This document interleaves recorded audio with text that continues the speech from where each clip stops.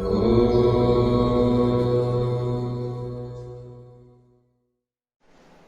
morning all friends.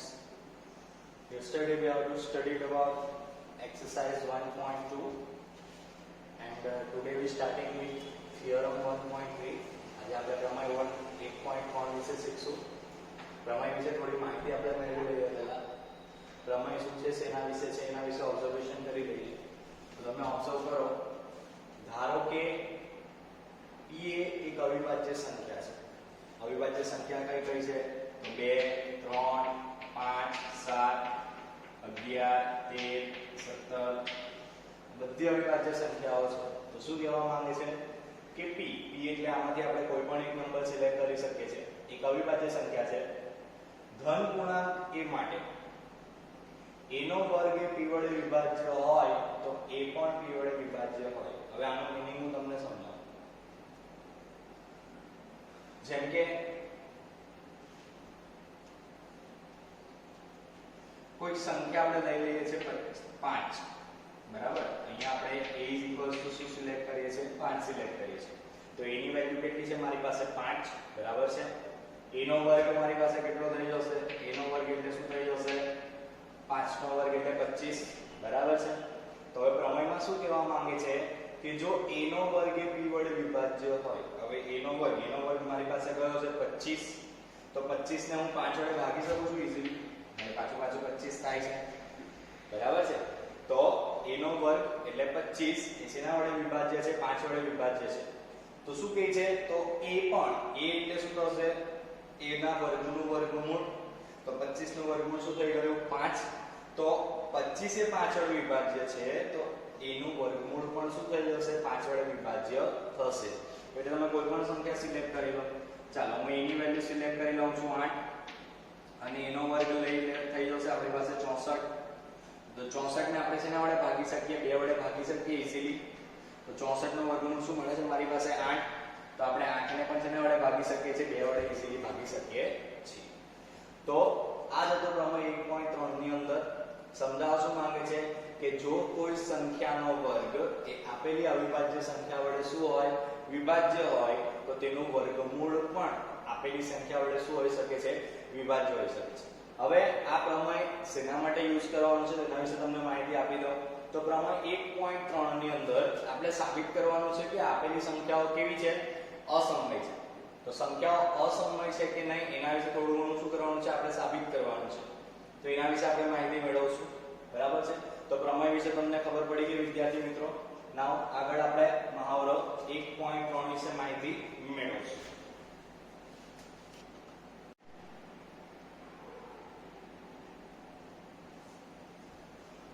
વિદ્યાર્થી મિત્રો, હવે આપણે મહાવરા 1.3 ની અંદર પ્રશ્ન 1 વિશે માહિતી મેળવશું. ક્વેશ્ચનમાં મને કીધેલું છે કે સાબિત કરો કે વર્ગમૂળ 5 અસમય સંખ્યા છે, બરાબર છે. ક્વેશ્ચનમાં મારે શું સાબિત કરવાનું છે? ફર્સ્ટ ક્વેશ્ચનમાં કે સાબિત કરો કે વર્ગમૂળ 5 એક એવી સમય સંખ્યા કઈ સંખ્યા છે? અસમય સંખ્યા છે. ને આગળ ઓલરેડી હું તમને સમજાવતી વખતે માહિતી આપી હતી કે વર્ગમૂળની અંદર કોઈ પણ અવિભાજ્ય સંખ્યાઓ આવશે તો શેના તરીકે વધશે? અવિભાજ્ય સંખ્યાઓ તરીકે વધશે, બરાબર છે. તો અહીંયા આપણે સાબિત કરવાનું છે કે આપેલી સંખ્યા કેવી છે? અસમય છે. હવે અસમય સંખ્યા સાબિત કરવા માટે ટોટલ 2 મેથડ છે. એક છે ડાયરેક્ટ મેથડ, બરાબર છે, અને બીજી મેથડ કઈ છે? Indirect method.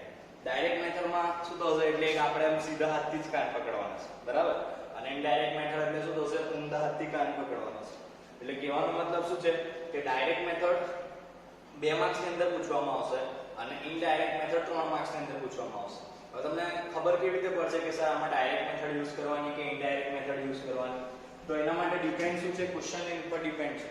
જો તમને વર્ગમૂળની અંદર એક જ સંખ્યા આપેલી હશે, બરાબર છે, એક જ સંખ્યા છે, નથી કોઈ બે પદ. જો ક્વેશ્ચન ની અંદર તમને આ રીતનું ગિવન હોય કે 3 + 2 વર્ગમૂળ 5, 7 + 3 વર્ગમૂળમાં 5, એટલે અસમય સંખ્યાઓ સાથે જો કોઈ પણ સંખ્યા સાથે જોડાયેલી હોય તો તમારે ડાયરેક્ટ મેથડનો યુઝ કરવાનો છે.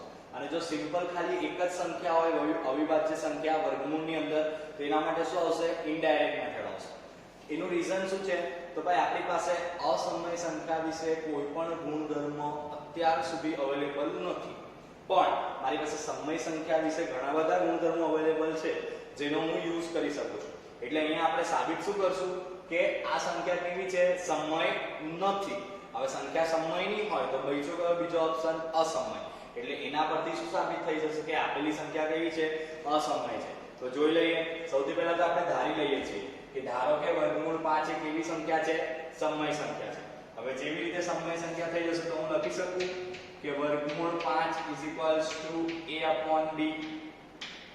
હવે કેશો સર આવ્યું ક્યાંથી?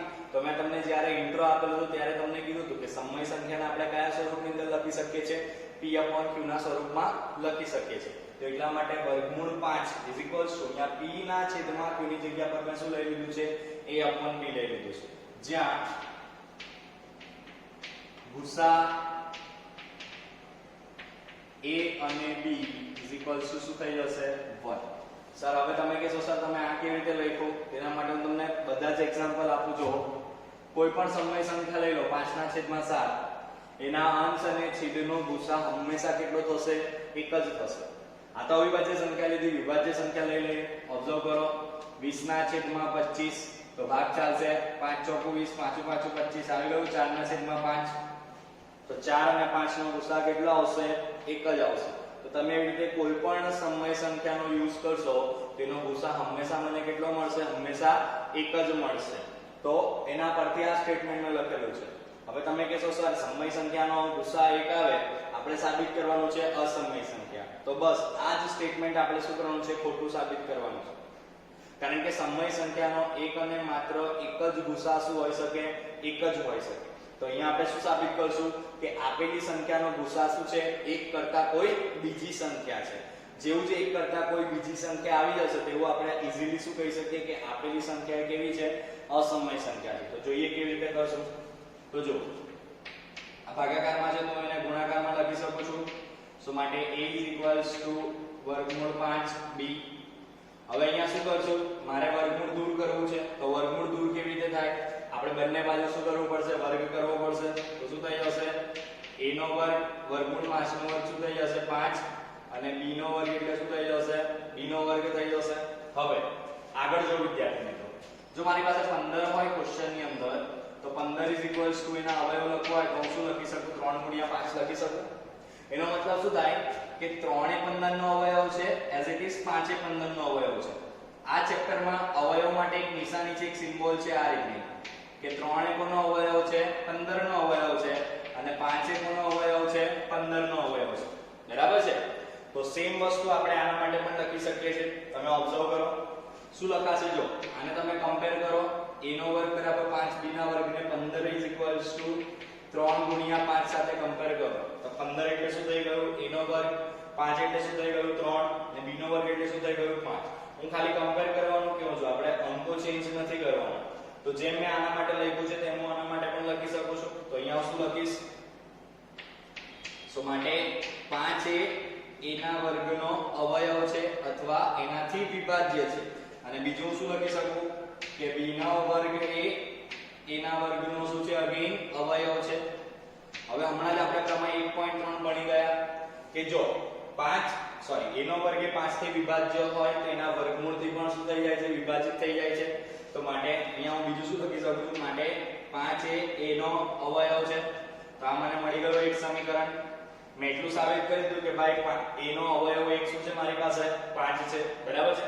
હવે મારે શું કરવાનું છે, b નો અવયવ પણ કેટલો લાવવાનો છે, 5 લાવવાનો છે. તો એના વિશે પણ તમને માહિતી આપી દઉં કે કેવી રીતે સોલ્વ કરવાનું છે તમારે. એના વિશે જોઈ લઈએ. સો એક અવયવ મને મળી ગયો. તો 5 નો એક અવયવ કયો છે, જો હવે મારી પાસે 15 છે, એક અવયવ 3 છે ને મારે બીજો અવયવ શોધવાનો હોય તો હું આવી રીતે લખીશ x. બરાબર છે. તો સેમ વસ્તુ મારી પાસે 5 નો એક અવયવ મારી પાસે શું છે, a છે. ઓકે. અને બીજો અવયવ શું છે મારે શોધવાનો છે. તેને હું શું લઈ લઉં છું, k લઈ લઉં છું. બરાબર છે.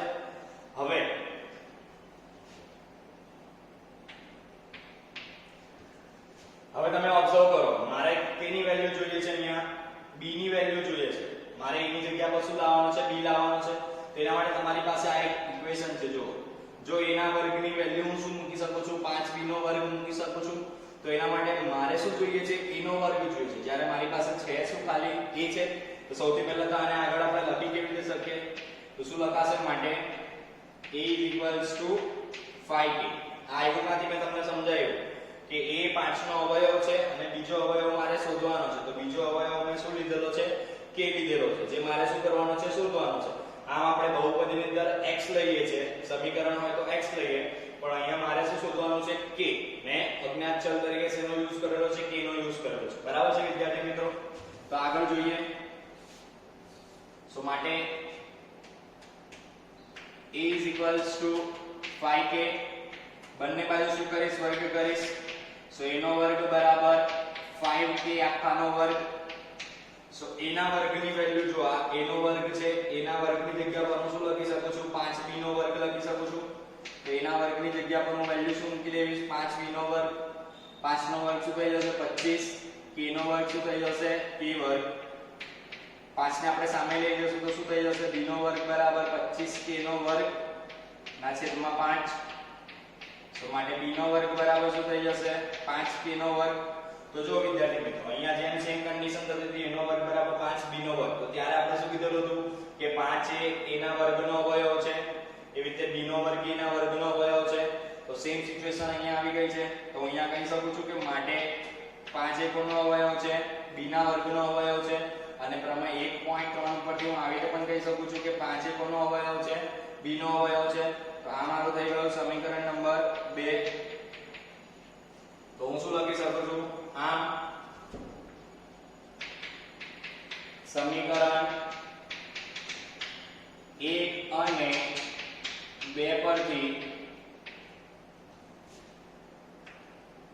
5 એ નો પણ અવયવ છે અને 5 એ b નો પણ અવયવ છે તો ગુસા શું થશે માટે ગુસા ઓફ a અને b બંનેનો સામાન્ય અવયવ કયો આવી ગયો 5 આવી ગયો 5 બંનેમાં આવે છે અને કાલે જ આપણે શીખેલા હતા કે ગુસા કોને કહેવાય જે બે સંખ્યાની અંદર શું હોય સામાન્ય હોય તો તમે ઓબ્ઝર્વ કરી શકો છો ગુસા a અને b નો કેટલો આવી ગયો મારી પાસે 5 આવી ગયો છે તો એના પરથી શું થઈ ગયું કે જો આપેલી સંખ્યા સમય સંખ્યા હતી તો ગુસા મારે કેટલો લાવવાનો છે 1 જ લાવવાનો છે જ્યારે મારી પાસે આવ્યો શું 5 આવ્યો તો અહીંયા શું લખાશે આમ આપેલ વિધાન કેવું છે વિરોધાભાસી છે કેવું છે વિરોધાભાસી છે સો આન્સર સ્ટેપમાં શું લખાશે આમ વર્ગમૂળ 5 એ અસમય સંખ્યા છે ધેટ્સ ઇટ સો આ ક્વેશ્ચન થોડો તમને ટફ જોવા મળશે બીકોઝ આ ક્વેશ્ચન તમને પૂછાય છે 3 માર્ક્સ ની અંદર છે એકદમ ઈઝી સ્ટેપ બાય સ્ટેપ તમારે સમ સોલ્વ કરવાનો છે આમાં ગોખવા જેવી કઈ બાબત નથી મેં તમને એક એક વસ્તુ પ્રોપર સમજાવી છે ફરીથી એક વખત આપણે રિવિઝન જોઈ લઈએ કારણ કે આ સમ થોડો આઈએમપી પણ છે અને થોડો અઘરો છે તો શું કીધેલું છે કે સાબિત કરો કે વર્ગમૂળ 5 એ અસમય સંખ્યા છે તો મેં તમને કીધું તેમ શું કરશું બે મેથડ છે ડાયરેક્ટ અને ઇનડાયરેક્ટ જ્યારે સંખ્યા અવિભાજ્ય સંખ્યા વર્ગમૂળમાં હોય એની સાથે કોઈ સંખ્યા સંબંધમાં હશે સરવાળા બાદબાકી ગુણાકાર ભાગાકાર તો આપણે ડાયરેક્ટ મેથડનો યુઝ કરશું એ કેવી રીતે આગળ પ્રશ્ન 2 અને પ્રશ્ન 3 માં આવશે જે હું તમને સમજાવીશ અહીંયા આપણે કઈ મેથડનો યુઝ કરેલો છે ઇનડાયરેક્ટ મેથડ તો ઇનડાયરેક્ટ મેથડમાં કરવાનું શું હોય છે તો સૌપ્રથમ શું કરશું આપણે આપેલી જે સંખ્યા છે તેને સુધારશું સમય સંખ્યા ધારશું અને કોઈ પણ સમય સંખ્યા માટે ગુસા કેટલો આવે મારી પાસે 1 આવશે ગુસા 1 આવી ગયો તો મારે અહીંયા સાબિત થાય એટલું જ કરવાનું છે કે આપેલી સંખ્યાનો ગુસા કેટલો છે 1 કરતા કોઈ બીજી સંખ્યા છે જે મેં સાબિત કરી દીધું છે બરાબર છે તો આ પ્રકારના દાખલા તમને હોમવર્ક ની અંદર આજે મળશે ધ્યાનથી સમજજો અને ધ્યાનથી સમ સોલ્વ કરજો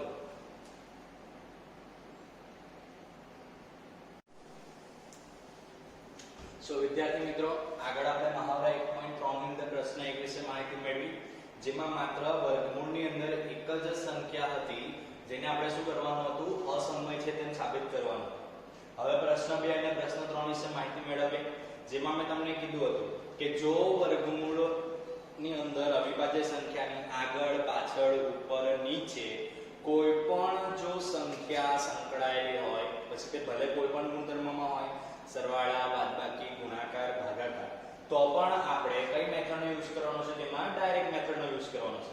તો જોઈએ આપણે ડાયરેક્ટ મેથડ કઈ રીતે યુઝ થશે. તો સૌથી પહેલા પ્રશ્ન 2 આપણે સોલ્વ કરીએ, જેમાં શું કીધેલું છે કે સાબિત કરો કે 3 + 2 વર્ગમૂળમાં 5 એ કેવી સંખ્યા છે? અસમય સંખ્યા છે. તો કરવાનું શું છે? સેમ વસ્તુ કરીએ કે ધારો કે 3 + 2 વર્ગમૂળમાં 5 એ કેવી સંખ્યા છે? સમય સંખ્યા છે. સૌથી પહેલા દરેકે દરેકમાં આ વસ્તુ તમારે શું કરવાની છે? લખવાની છે. આ સ્ટેટમેન્ટ કમ્પલસરી આવવું જોઈએ કે સૌથી પહેલા આપણે શું કરશું કે આપેલી જે સંખ્યા છે તેને કેવી ધારવાની છે? મારે સમય સંખ્યા છે તેમ ધારવાનું છે. હવે કોઈ પણ સમય સંખ્યા કોને કહેવાય કે જેને આપણે p/q ના સ્વરૂપમાં લખી શકીએ. હવે ઘણી બધી સ્કૂલની અંદર આવા સમની અંદર કઈ રીતે કરાવે છે? તો ભાઈ 3 + 2 વર્ગમૂળમાં 5 બરાબર શું લખાવે છે? a/b.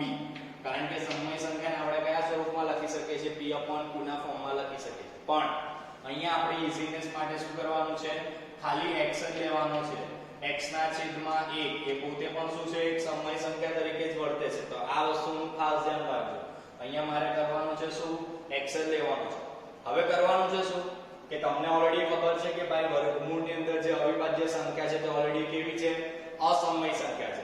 તો આપણે શું કરવાનું છે કે ખાલી એ જે સંખ્યા છે તેને એક બાજુ રહેવા દેવાની બરાબરની, બાકી જેટલી પણ સંખ્યા છે બધી ક્યાં શિફ્ટ કરી દેવાની? બરાબરની બીજી બાજુ. તો જોઈએ સૌથી પહેલા 3 સરવાળાના રિલેશનમાં છે તો હું એને રાઈટ હેન્ડ સાઈડ શિફ્ટ કરી દેવીશ. અહીંયાથી હું એને ક્યાં લઈ જાઉં છું? જમણી બાજુ. તો 3 પ્લસ છે તો શું થઈ જશે? x - 3. 2 આ બાજુ ક્યાં છે? વર્ગમૂળ 5 સાથે ગુણાકારના સંબંધમાં છે. તો હું એને જમણી બાજુ શિફ્ટ કરી દેવીશ તો શું લખાશે? ભાગાકારમાં થઈ જશે. તો તમે ઓબ્ઝર્વ કરો, આ થઈ ગયું મારું ઇક્વેશન નંબર 1. હવે તમને બધાને ખબર છે કે વર્ગમૂળ 5 એ કેવી સંખ્યા છે? અસમય સંખ્યા છે, જે ઓલરેડી આપણે સાબિત કરેલું છે. તો અહીં લખશું સ્ટેટમેન્ટ, અહીં વર્ગમૂળ 5 અસમય સંખ્યા છે.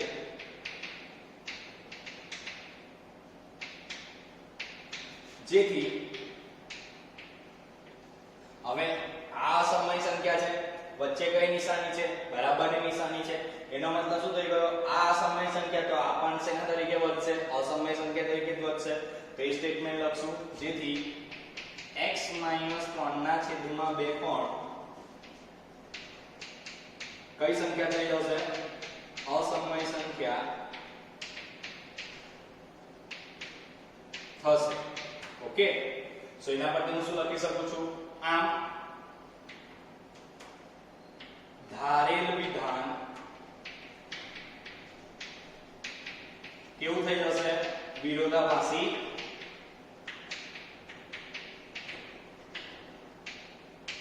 થશે. બરાબર છે? આપણે જે ધારેલું છે ને કે આપેલી સંખ્યા કેવી છે? સમય સંખ્યા છે, તો એ કેવી થઈ જશે?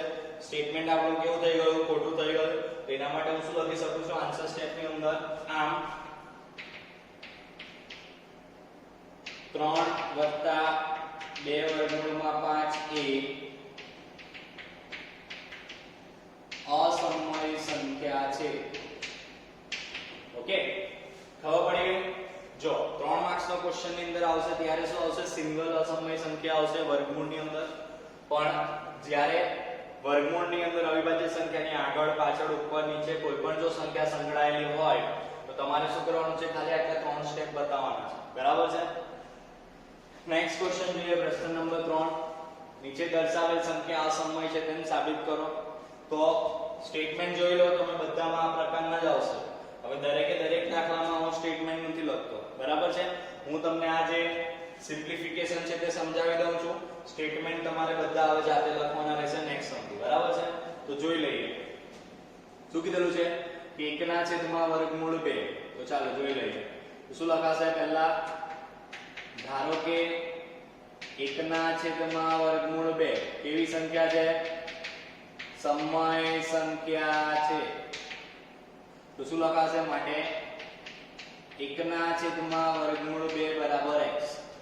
જો હવે હું અહીંયાથી વર્ગમૂળ 2 ને સામે લઈ જાઉં તો વર્ગમૂળ 2 ગુણ્યા x થઈ જાય. હવે જે પોસિબલ નથી, તો એટલા માટે આનું શું કરશું? આપણે સમયકરણ કરશું. એ તમે ઓલરેડી ધોરણ 9 ની અંદર શીખીને આવેલા છો. સમયકરણ કોને કહેવાય? તો ભાઈ છેદની અંદર જે વર્ગમૂળ વાળી સંખ્યાઓ જેને શું કરવાની હોય? દૂર કરવાની હોય. તો એના માટે એ જ સંખ્યાથી ઉપર નીચે શું કરશું? ગુણાકાર અને ભાગાકાર. તો માટે શું લખાશે? માટે વર્ગમૂળ 2 ગુણ્યા 1 કેટલા થઈ જશે? વર્ગમૂળ 2 અને વર્ગમૂળ 2 ગુણ્યા વર્ગમૂળ 2 એટલે શું થઈ ગયું? 2 = x. 2 આ બાજુ આવી જશે. તો માટે વર્ગમૂળ 2 બરાબર શું થઈ જશે? 2x. તો મળી ગયું મને સમીકરણ. આગળ તમે સ્ટેટમેન્ટ શું લખશો? જે હું તમને સમજાવી દઉં છું. અહીં વર્ગમૂળ 2, અહીંયા વર્ગમૂળ 5 હતું, અહીંયા કયું છે? વર્ગમૂળ 2. અહીં વર્ગમૂળ 2 અસમય સંખ્યા છે, જેથી અહીંયા x - 3/2 છે, તો અહીંયા શું થઈ જશે? 2x. તો શું લખશો અહીંયા? જેથી 2x પણ કેવી સંખ્યા છે? અસમય સંખ્યા થશે. નીચે શું લખશું? આમ ધારેલ વિધાન કેવું છે? વિરોધાભાસી થશે. નીચે આન્સર સ્ટેપ લખવાનું. આમ 1/વર્ગમૂળ 2 કેવી સંખ્યા છે? અસમય સંખ્યા છે. નેક્સ્ટ સમ જોઈ લઈએ. શું છે નેક્સ્ટ ક્વેશ્ચન? 7/5 સેમ વસ્તુ આવશે કે ભાઈ ધારો કે 7/5 એ કેવી સંખ્યા છે? સમય સંખ્યા છે.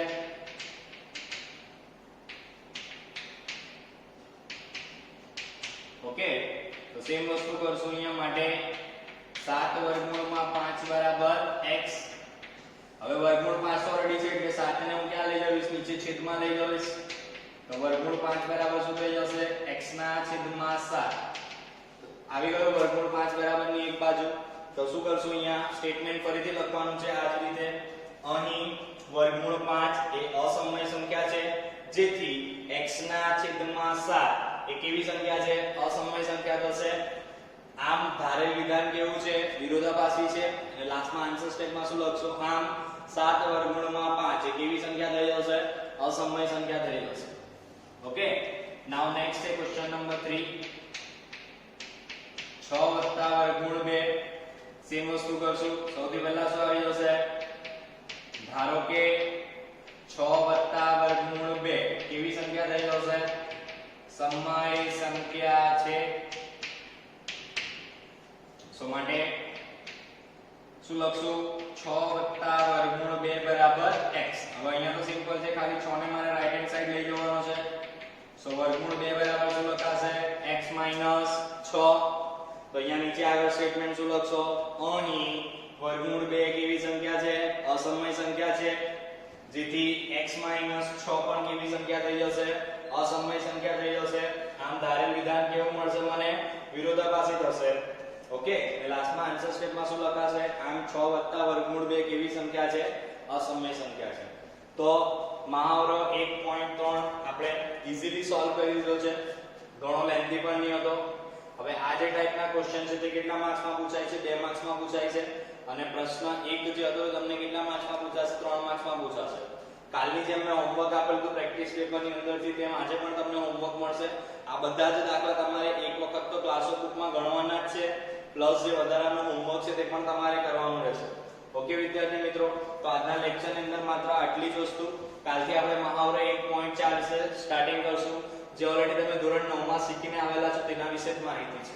Okay, thank you.